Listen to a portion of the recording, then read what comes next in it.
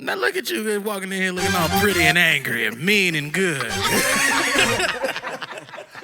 I know you didn't get your hair done so you could just sit down and just sit still. Hey, we trying to have a good time tonight. Let's go, baby. Let's go, baby. It's my birthday. No, it's not. But I still look good, though. How come? Ow. I bet you want an autograph. For you and your friends. Gotta do it in the penthouse. That's why I keep my pen. What you can't dance, ain't got rhythm. What you got a man? I don't see you with him. Put your phone down, let's get it. Forget your Instagram and your Twitter. Got me like, whoa, wait a minute. You need to take a minute. Loosen them shoulders up, pull it up, let's work. Throw some perm on your attitude. Girl, you gotta relax. Ooh. Let me show you what you got to do. You gotta lay it back. Ladies and gentlemen, welcome to another episode of Between Two Perms. This is Michelle, we call her Shelly. This is Lucinda, we call her Lucy. I'm your host, DJ Lowell. And ladies and gentlemen, we've got a great new episode for you once again. So, first of all, one thing that we have to get out in the open. I want you to confirm for all my viewers, this is not a paid interview and all questions, there's no questions off the limits, okay? I want to make sure we uphold the integrity of this fine institution of Between Two Perms, okay? All right, perfect. Yeah, All right. not paid. Not paid. First of all, can you introduce yourself to my audience? Can you tell them what your name is, what it is that you do?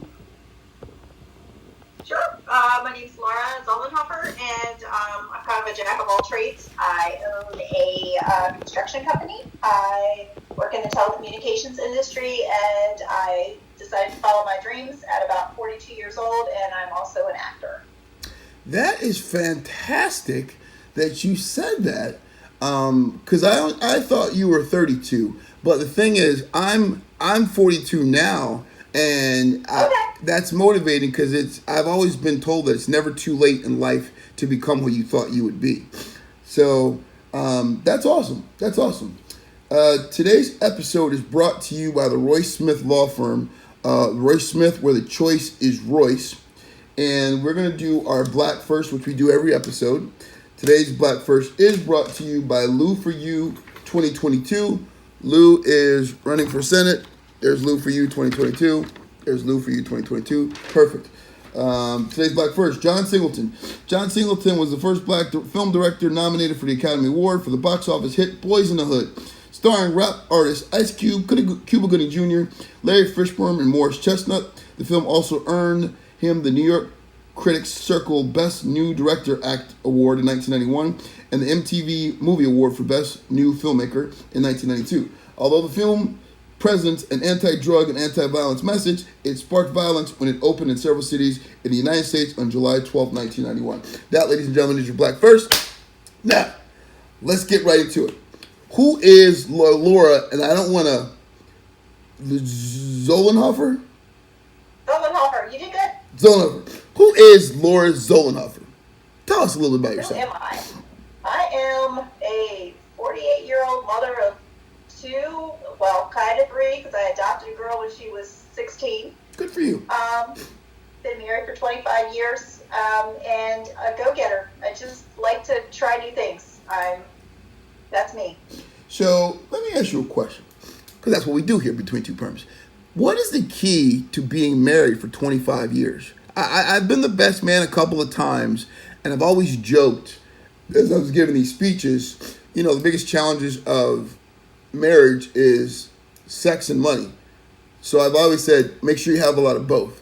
But I don't know if that applies to everybody, but I'm just saying, what is the key to having a successful, sustainable relationship for that long? You need to be friends with your partner. Gotcha. And you need to be understanding. You need to be forgiving when needed. And you need to be strong enough not to walk away when things get tough. Gotcha. And remind yourself that the grass isn't always greener on the other side. This is true. So, This is true. You know, That's good I will enough. tell you, I've been married to my husband for 25 years, and he still opens the door for me every time. Gee, that takes a lot. But let me ask you this, though. Does that matter to you that much? That's a good old-fashioned thing, but I feel like in today's society, where it's I'm a woman, hear me roar. A lot of women don't need a man to open the door for them. So is it if he's old fashioned, like I try to do that, buy flowers, open doors, but is it necessary? I think for a woman that is, and this might sound terrible, but a woman that's confident in herself and knows that she's a strong enough woman can have a man take care of her in their own way to make them feel special. Gotcha. I know I'm special, but I also know that I can hold my own. And, while he takes care of me, I can also still take care of myself if need be. Gotcha. Now, so these jack of all trades, I know you said you own a construction company. Tell us a little bit about that at the construction company. Like, what is it that you guys do there? So mainly roofing. We've been into roofing for about 3 years now, and then we've started taking on more siding, gutters, and a few in-home renovations. So COVID's kind of hit us hard, but luckily roofing being outside, we haven't, we've still been able to do that, except for lumber prices are terrible. Sure. Everything's going up. So that's kind of hit us hard. Sure. But we're making it. Gotcha. And, I mean, what is I know you worked, we'll talk about the T-Mobile situation in a minute, but what was your husband doing before? Does he do the construction thing full time, or is he like a jack of all trades like you as well? Who, my husband? My husband, he's not part of the construction company. Gotcha. He works in telecommunication for a company called Ericsson. Okay. So, and he's been there for 15 years, I think. Is that the same company that manufactures the cell phones? That has a connection? Yes. Okay. Yeah, they actually manufacture cell phone equipment. Gotcha. So he manages the country. Nice. And is that, I don't want to be presumptuous, but this is how we ask these questions. Is that how you got the relationship with the T-Mobile, or is that something completely different? Obviously, I thought he was in the construction, and he's not, so I don't want to be presumptuous. So. Yeah. As I said, I am a woman that likes to be taken care of, but I can also take care of myself. I like it a lot. So yes, one of his previous vendors that does not work for him anymore asked him if he knew somebody that could close out permits for cell sites after they got done the work. And he's like, if you can work with somebody, this was prior to me opening up my construction company too. He said, if you can deal with somebody that's an actor and that is for priority in life, then I have the perfect person for you. And I started doing that 3 years ago. So. Gotcha. You've done that. 4. You've done that 3 years ago. You started construction 3 years ago, and you've been acting for a little bit while. So 7 years. Okay, something was popping a few years ago that got you really, really motivated to take on 2 new ventures. Yeah. I just, I'm always into trying new things. I'm also ordained minister. I became one when I turned 40 because it was something I hadn't done. Sure. I'm a certified doula. I used to work at a nuclear power plant as a mechanic. So I don't know, and I don't know if my audience knows either what a doula is. Okay, so a doula is a certified birthing assistant. Certified what? Birthing assistant. Oh, okay. So you almost like a trained coach for somebody having a baby. Okay. All right. I learned something new every 10 minutes. This is awesome. Okay. Can't actually deliver, but I can help them all the way up until that point. So, but so let me answer this question. Now, there's so many questions now. So many people, you hear stories where, I had to deliver my baby in the car. My husband delivered it because, we ran out of time and stuff. What's the difference between that and what you're saying, what you can't actually do it, but you can coach it? I don't know if So I always joke that I'm more there for the husband than the wife. Sure. Or the boyfriend than the wife, or girlfriend. But the reason being is there's so many questions, and it's nice to have somebody there with you through the whole process that knows the process, and you can ask questions too, because the nurses are busy. They're not in there all the time. You get 4 nurses depending on how long you're, in labor.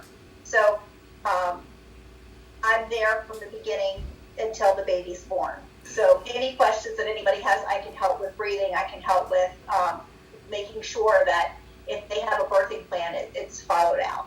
You know, I'm basically their voice. So, two things I would like to bring up. Number one, you said something that's interesting. You're there more for the husband than the boyfriend. Ladies and gentlemen, I have to throw my brother under the bus. First time my sister-in-law had a baby, my brother was in the emergency room and he fainted. He fainted. He wasn't the one having the baby. He was just there and he fainted. Yep. I thought that was hilarious because I know my brother.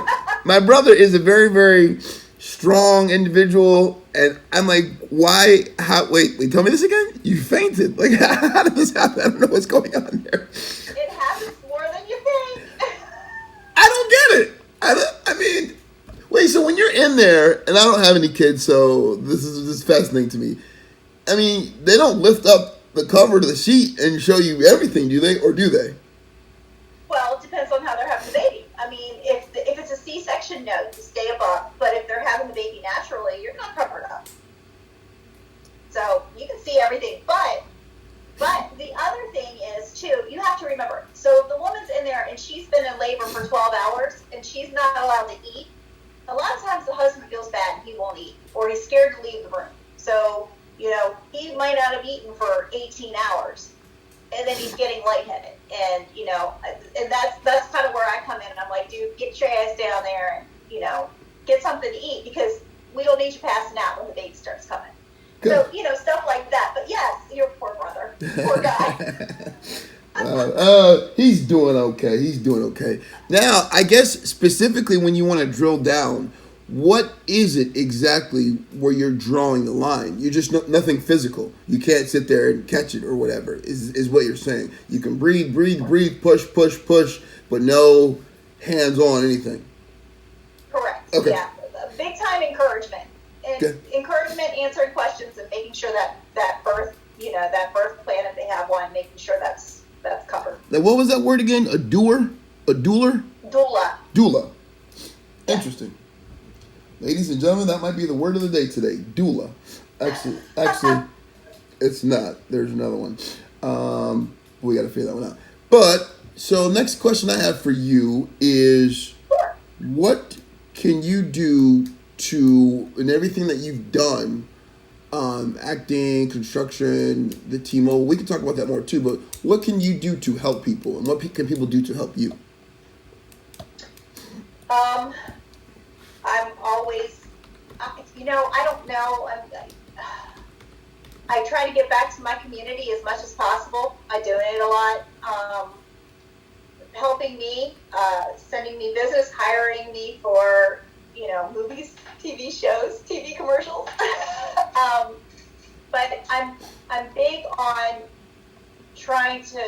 I'm a big advice giver, and I try not to overstep my bounds, but I'm also a huge secret keeper. So a lot of people come to me and talk to me about things that they know I won't go talk to anybody else about it. So I like to be there for people. In a world where we're filled by gossip, that's a great thing, a great safe place to know someone can go and just share some of their secrets or just talk about something and know that it's just between you and them. That's great. That's awesome. In regard to your acting career, I saw that you were on the cover of Fashion Magazine in 2018 or was it 2019? I think that might have, no. Well, listen, I would show you the picture that I have, but I'm for some reason I'm technology not sophisticated today, and I'm filming this from my computer and my phone. Otherwise, I would show you the picture I'm talking about. But I think I know exactly what you're talking about, and it was a Photoshop. Okay, listen, I don't know. We try to do a little dive on Facebook and try to figure out things about people. So You're an interesting person. Yep. We wanted to ask a question. It was like 2019, 300 tips about how to stay fresh and stay beautiful or something like that. It was fascinating. Listen, this is the thing about social media. People live lives, and I'm not saying this to you, but it's just funny. You never know a true story about someone based on their social media. There could be something terrible happening in their life, but then they're posting all these great things on social media, and people believe that's a real thing. And I don't get it twisted. I've manipulated social media sometimes, some ways, to make people wonder, Like, I was at the Gotham Comedy Club a couple weeks ago. I didn't perform. I was there. I was in the audience for a film taping for a show. But people just thought, hey, you performed at Gotham? And I just let him go with it. I didn't answer. I didn't say yes. I just didn't say no. It's like, hey, it is what it is. Exactly. But that's interesting. Well, you had me fooled. Not really. It was believable. So in your acting career, first of all, tell us how you got into it, and then tell us what is your, like, some things that you've done, you've worked on, your biggest accomplishment, and what you're working on now. In 2011, I joined MetaFast, and this sounds like a weird story, but I've been a large girl for a lot of my life. I've yo-yoed, and I lost a lot of weight with MetaFast, and I kept it off for quite a while. And in 2013, they asked me to be a spokesperson for them. So I did a commercial, and the director or the producer was like, did they hire you? And I said, no. And she's like, you are really, really natural in front of the camera. You should look into it. And it was something that I always wanted to do, but I didn't know how to get into it. So I searched for about a year to find legit stuff, because there's a lot of not legit stuff out there, which is really sad, but there's a lot of predators. Anyhow, so 2014, I shot my first industrial video, and I've just been going from there. Nice. So, Well, this is like an onion. I'm unraveling so many different things about you. So now we want to talk, if you are willing, and I'm sure you are, to talk about the before you and then the new you and what that journey was like, if you are willing to share. Yeah. So I lost the weight on the MetaFest, but it unfortunately came back in 2015. So is that, not to interrupt you, is it a procedure, or is it just a process? That was a diet. That was a diet where you just ate with their food. But in 2015, I actually had surgery. I did qualify in the States, saw my weight back, and pre-diabetic again, and also a high cholesterol. I was just not feeling well. It was big. I wasn't healthy. So I said, screw this. I decided to get gastric sleeve, and sorry, are you there? I'm still here. Your phone, like, it canceled. Yeah, I got a phone call. I can't see you anymore, but anyhow. Okay. So you still can't see me? I can't see you, but I'm just going to keep talking. Okay. So we got a audio podcast too, where they can't see us either, so it's all good. Okay, cool. So anyhow, I didn't qualify in the States because I wasn't sick enough, and I refused to get heavier and sicker to have the procedure. So I went to Mexico and had it done. And it was the best decision I ever made. I'm 5 years out now, and I'm much healthier. It doesn't stop me from anything, and I keep it rolling. So it's been a good thing. Gotcha. What do you think in your life? What's that?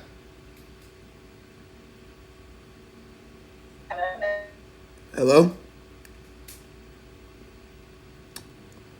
Looks like we... I said I recommend my doctor all the time, too. I've sent a lot of... Okay. Resolution. Okay, there we go. All right, there we go. We're having some technical difficulties there. It's all good. What would you classify as one of the greatest accomplishments you've had? And obviously having kids is one of them. So we'll put that aside. Other than having kids and having a successful marriage, what is something that what's your most proudest accomplishment?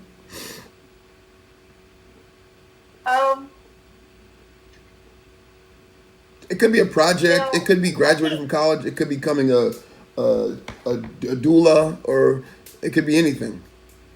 Well, I think becoming an actor, because it's not an easy thing to do, oh my gosh, this phone is going crazy. I'm so sorry. It's all good.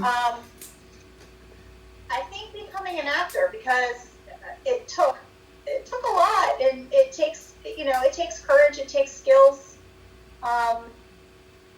It's one thing to be background, and I do background work. I have a lot of friends that do background work, and it's work, but it also just fills in for the times when you're not able to be the lead person in front of the camera.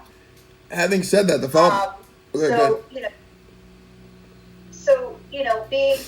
Being on commercials and having lines, and it's not always easy. And changing your personality and molding a character that is nothing like you is always, it's challenging, but it's so fulfilling and so cool to do, to develop that new person.